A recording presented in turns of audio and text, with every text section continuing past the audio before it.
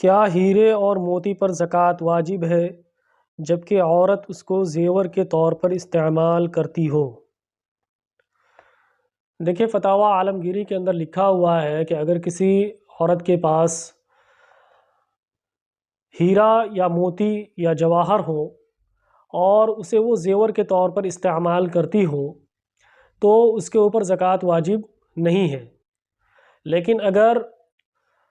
اس ہیرے اور موتی کو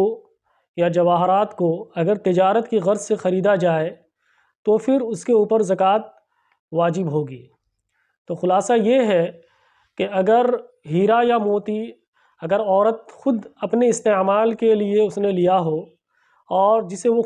وہ خود یوز کرتی ہو، خود استعمال کرتی ہو، خود پہنتی ہو، تو پھر اس کے اوپر زکوٰۃ واجب نہیں ہے۔ لیکن اگر ہیرے اور موتی کو اگر خریدا جائے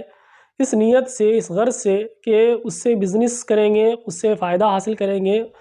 تو پھر اس صورت میں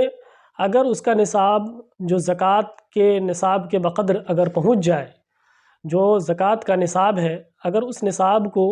اگر پہنچ جاتا ہے اس کی قیمت، تو پھر اس کے اوپر زکوٰۃ واجب ہوگی ورنہ زکوٰۃ واجب نہیں ہوگی۔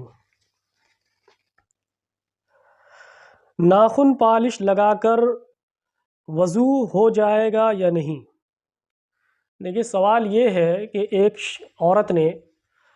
اپنے ناخن میں ناخن پالش لگا رکھا ہے، تو جب وہ وضو کرے گی تو کیا اس کا وضو ہوگا یا اس کا وضو نہیں ہوگا؟ دیکھیے چونکہ ناخن پالش جو ہے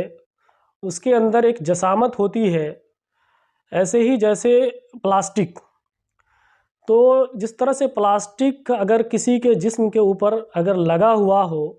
تو پانی اندر سرایت نہیں کرتا بلکہ وہ اوپر ہی رہ جاتا ہے، تو اسی طرح ناخن پالش کی حیثیت ہے کہ ناخن پالش لگانے کے بعد جو پانی ہے وہ